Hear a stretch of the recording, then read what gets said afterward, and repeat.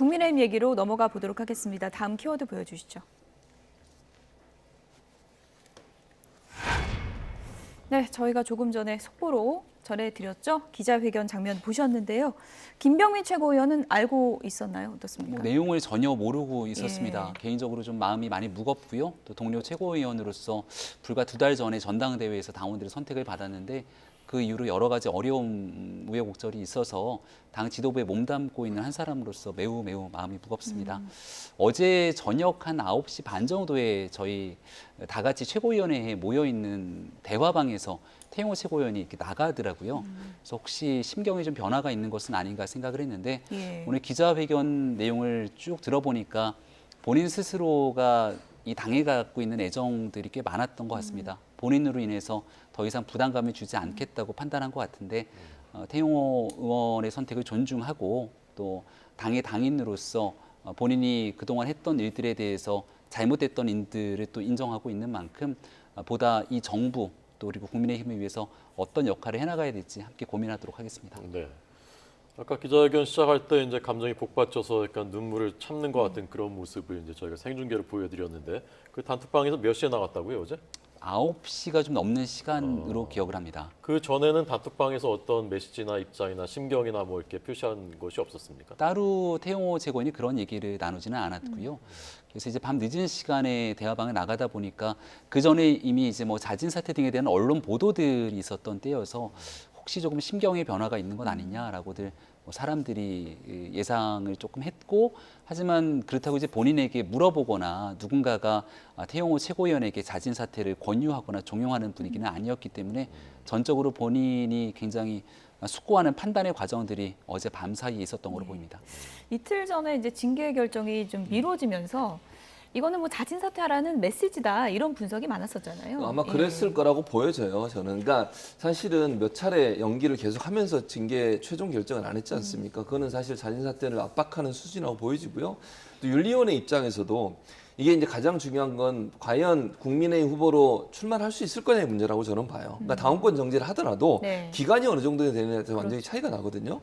1년이 돼버리면 공천을 못 받아요. 그렇죠. 결국은 국민의힘 의원으로, 국민의힘 후보로는 출마를 못 하는 거죠. 못하죠. 예. 근데 본인은 그럼 정치 생명은 끝나는 거예요. 아마 그런 부분도 영향을 미쳤다고 저는 봐요. 그래서 태영호 최고위원이 그런 결정을 했던 것은 아마도 공천에 영향을 미치지 않는 정도의 징계를 기대하고서 그런 행동을 했을 거라고 저는 봐요. 그리고 국민의힘 입장에서도 최고위원에서 사퇴를 하게 되면 어느 정도 징계를 조금 약하게 하더라도 여론의 어떤 역풍이랄까 이런 부분을 줄일 수 있는 부분이잖아요. 그래서 뭐 서로에게 필요해서 즉 태영호 전 최고위원 같은 경우에는 본인의 공천권을 일정 보장받고 그다음에 국민의힘 윤리위원회 같은 경우에는 징계를 좀 약하게 하더라도 여론의 역풍을 조금 더 무마할 수 있는 그런 어떤 수단 이렇게 서로가 협상이 된 게 아닌가 하는 개인적인 생각이고 물론 협상이라고 하는 게 두 사람이 얘기했다는 게 아니고요. 그러니까 마음속으로 그런 것들이 어느 정도 통했던 것 같고 예. 그런 결정이라고 저는 보여집니다. 네.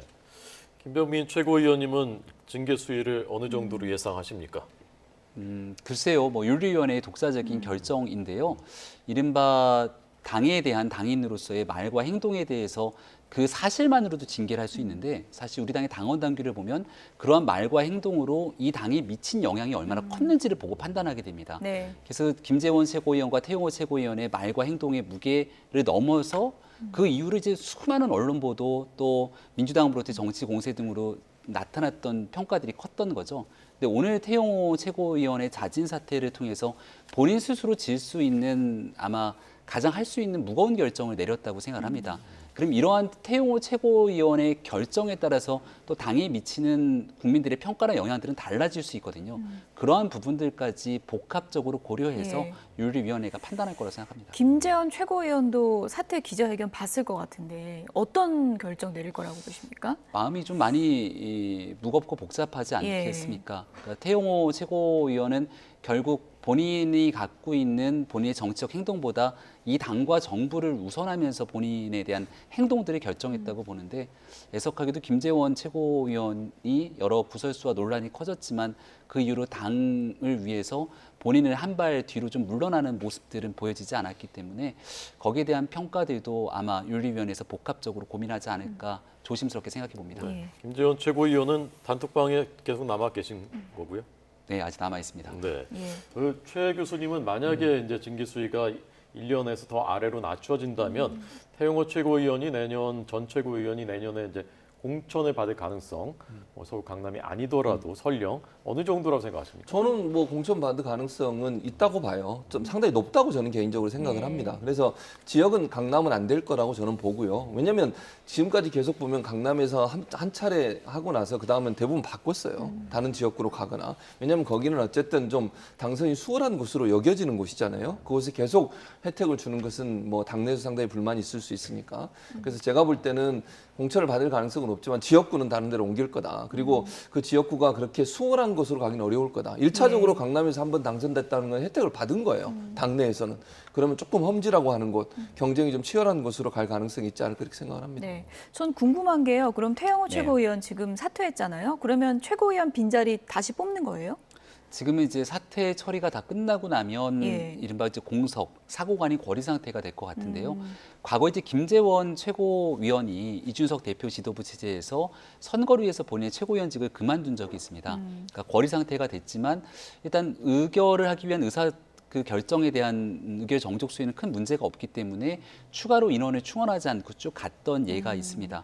당원 당규에 따라서 사람이 비게 되면 전국위원회를 통해서 그러니까 전당대회는 80만이 넘는 당원들이 다 선출하게 되는데 그걸 또 치를 수는 없을 것이고 예.